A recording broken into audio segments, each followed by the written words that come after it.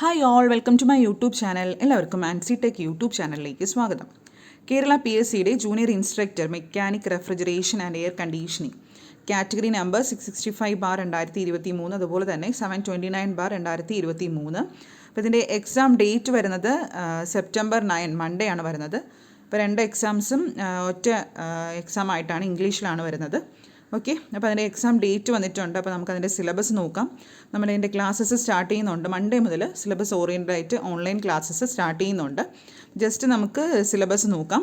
സിലബസിൻ്റെ PDF വേണ്ടുന്നവർ നമ്മുടെ Telegram ഗ്രൂപ്പിൽ join ആവും, അല്ലെങ്കിൽ വാട്സാപ്പ് കമ്മ്യൂണിറ്റി, അതിൻ്റെ ലിങ്ക് നമ്മുടെ ഈ വീഡിയോയുടെ ഡിസ്ക്രിപ്ഷനിൽ ഇട്ടിട്ടുണ്ട്. അപ്പോൾ നിങ്ങളത് നോക്കുക, അത് വെച്ച് ജോയിൻ ആവുക. അതിൽ ഞാൻ സിലബസ് PDF ആയിട്ട് സിലബസ് അപ്ലോഡ് ചെയ്യുന്നതാണ്. ടെലഗ്രാം ഗ്രൂപ്പിലും വാട്സാപ്പ് കമ്മ്യൂണിറ്റിയിലും അപ്ലോഡ് ചെയ്യുന്നതാണ്. ഓക്കെ, അപ്പോൾ നമുക്ക് മൊഡ്യൂൾ 1 വരുന്നത് ഫിറ്റിംഗ്, ഷീറ്റ് മെറ്റൽ, വെൽഡിങ്, ആ ഒരു ടോപ്പിക് റിലേറ്റഡ് ആയിട്ട് വരുന്നത്. ഫസ്റ്റ് വരുന്നത് സേഫ്റ്റി. സേഫ്റ്റിയിൽ നിങ്ങൾക്ക് പഠിക്കാനുള്ള സേഫ്റ്റി പ്രിക്വേഷൻസ്, ഫസ്റ്റ് എയ്ഡ്. ഇപ്പോൾ ഏതൊരു നമ്മളായിട്ട് ഈ ഇങ്ങനത്തെ എക്സാംസ് എടുക്കുകയാണെങ്കിലും സേഫ്റ്റി നമുക്ക് അതിൽ നിന്ന് എന്തായാലും ഒരു 2 മാർക്കിന് ക്വസ്റ്റ്യൻസ് ഉണ്ടാവും. ബേസിക് സേഫ്റ്റി പഠിക്കാം. PPE, personal protective equipments, fire fittings, electrical safety, അത് 2 മാർക്കിനാണ്. പിന്നെ ഫിറ്റിങ്ങിൽ വരുന്ന ഡിഫറെൻറ്റ് ടൈപ്സ് ഓഫ് ഫിറ്റിംഗ്, അതിൻ്റെ ടൂൾസ് എല്ലാം വരുന്നുണ്ട്. എങ്ങനെ ഹൗ വി ക്യാൻ അല്ലെങ്കിൽ മെയിൻ്റനൻസ് ഓഫ് എ ടൂൾസ്, അതിൻ്റെ മെഷീനറീസ്, അതിൻ്റെ ഫങ്ഷൻസ്, പിന്നെ ഇൻസ്ട്രുമെൻറ്റ്സ്, പ്രിസിഷൻ മേക്കിംഗ് ഇൻസ്ട്രുമെൻറ്റ്സിൻ്റെ കെയർ ആൻഡ് മെയിൻ്റനൻസ്, അത് 3 മാർക്കിനാണ്. ഓക്കെ, അതുപോലെ തന്നെ ഷീറ്റ് മെറ്റൽ, ഇത് നമുക്ക് ബേസിക് ആയിട്ട് ഫിറ്റിംഗ്, ഷീറ്റ് മെറ്റൽ, വെൽഡിങ്, ഇതിൻ്റെ ബേസിക്സ് കുറേ കാര്യങ്ങൾ പഠിക്കാനുണ്ട്. ഷീറ്റ് മെറ്റൽ വരുന്ന ടൂൾസും അതിൻ്റെ കെയർ ആൻഡ് മെയിൻ്റനൻസും ടൈപ്സും, ജോയിൻറ്റ്സ്, ഷീറ്റ് മെറ്റൽ ജോയിൻറ്റ്സിൻ്റെ ടൈപ്സ്.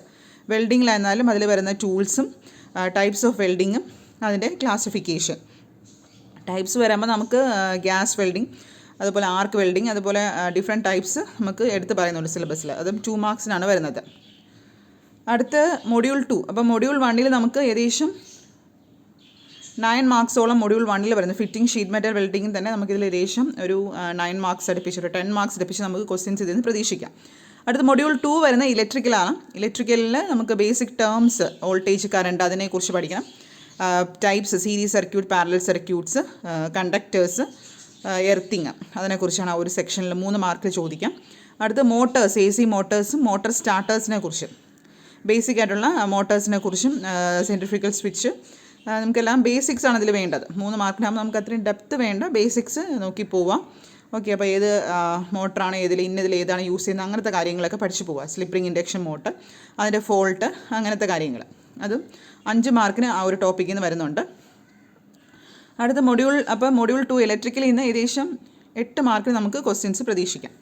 മൊഡ്യൂൾ 3 ഇലക്ട്രോണിക്സ്, അതിൽ ആക്റ്റീവ് പാസീവ് കോമ്പണൻറ്റ്സ്, റെക്ടിഫയേഴ്സിനെ കുറിച്ചും, അതുപോലെ ടൈപ്സ്, റെസിസ്റ്റർ, ഡയോഡ്സ്, അങ്ങനത്തെ കുറച്ച് കാര്യങ്ങൾ 2 മാർക്കിനേ ഉള്ളൂ ഇലക്ട്രോണിക്സ്. ഓക്കെ, ഇത് മൊഡ്യൂൾ 4 വരെ നമ്മുടെ സിലബസ് ഓറിയൻറ്റഡ് ആയിട്ട് വരികയാണ്. ബേസിക് റെഫ്രിജറേഷൻ്റെ ബേസിക് ആയിട്ടുള്ള കാര്യങ്ങളാണ്. ഏകദേശം ഒരു 12 മാർക്കിന് ഈ ഒരു ഏരിയയിൽ നിന്ന് ക്വസ്റ്റ്യൻസ് ഉണ്ടാവും. ഫസ്റ്റ് നമുക്ക് റെഫ്രിജറേഷൻ്റെ ടൂൾസ്, അതിൻ്റെ ഇൻസ്ട്രുമെൻറ്റ്സ്, അതിൻ്റെ കൺസ്ട്രക്ഷൻ, വർക്കിംഗ്, അതിൻ്റെ മെയിൻ്റനൻസ്, ആ ഒരു സെക്ഷനിൽ അത് ആദ്യം പഠിക്കണം. പിന്നെ റെഫ്രിജറേഷൻ്റെ ഫണ്ടമെൻറ്റൽസ്, ഓക്കെ, എന്തൊക്കെ ലോസ് ആണ്, അത് റിലേറ്റ് ചെയ്ത് വരുന്ന യൂണിറ്റ്സ്, അതിനെക്കുറിച്ചുള്ള കാര്യങ്ങൾ. ഏകദേശം 5 മാർക്കിന് അതിൽ നിന്ന് ക്വസ്റ്റ്യൻസ് ഉണ്ടാകും. അപ്പോൾ അത് ഫോക്കസ് ചെയ്ത് പഠിക്കാം.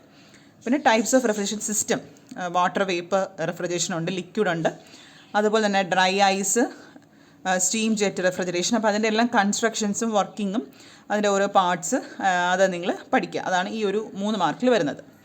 പിന്നെ കംപ്രസേഴ്സിനെ കുറിച്ച്, അതിൻ്റെ കംപ്രസർ, അതിൻ്റെ types, applications, disadvantage, advantages, fault, remedies, അപ്പോൾ അതിൻ്റെ കാര്യങ്ങളാണ് 5 മാർക്കിന്, അതും 5 മാർക്കിന് വരുന്നുണ്ട്.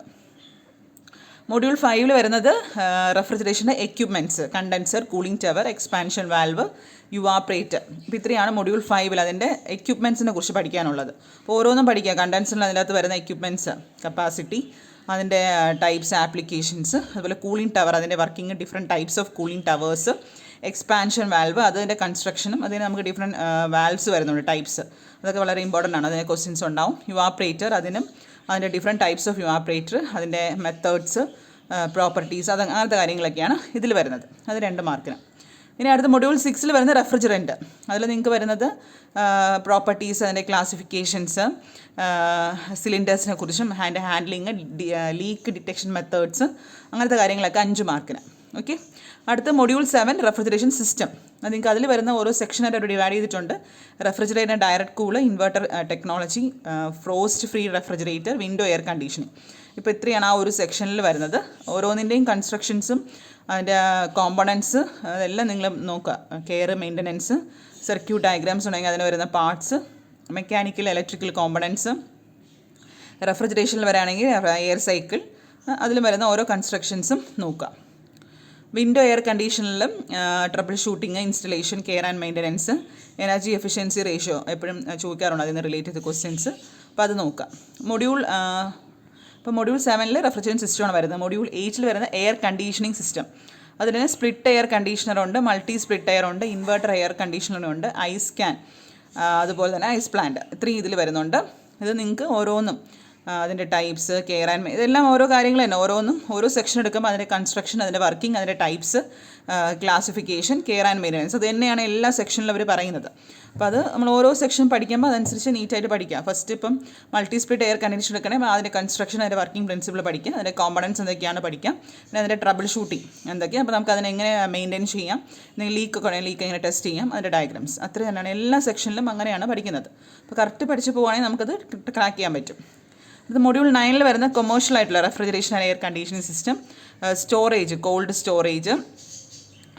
അതിൽ വരുന്നത് ഫങ്ഷൻ, സർക്യൂട്ട്, നമ്മൾ പറഞ്ഞ പോലെ തന്നെ കൺസ്ട്രക്ഷൻ, വർക്കിംഗ്, അതിൻ്റെ ടൈപ്സ്. ഇപ്പോൾ കൺട്രോളൊക്കെ ഉണ്ടെങ്കിൽ കൺട്രോൾ, അതിൻ്റെ സർക്യൂട്ട് ഡയഗ്രാം സെപ്പറേറ്റ് കാണും, അത് അതിൻ്റെ പ്രോപ്പർട്ടീസ്.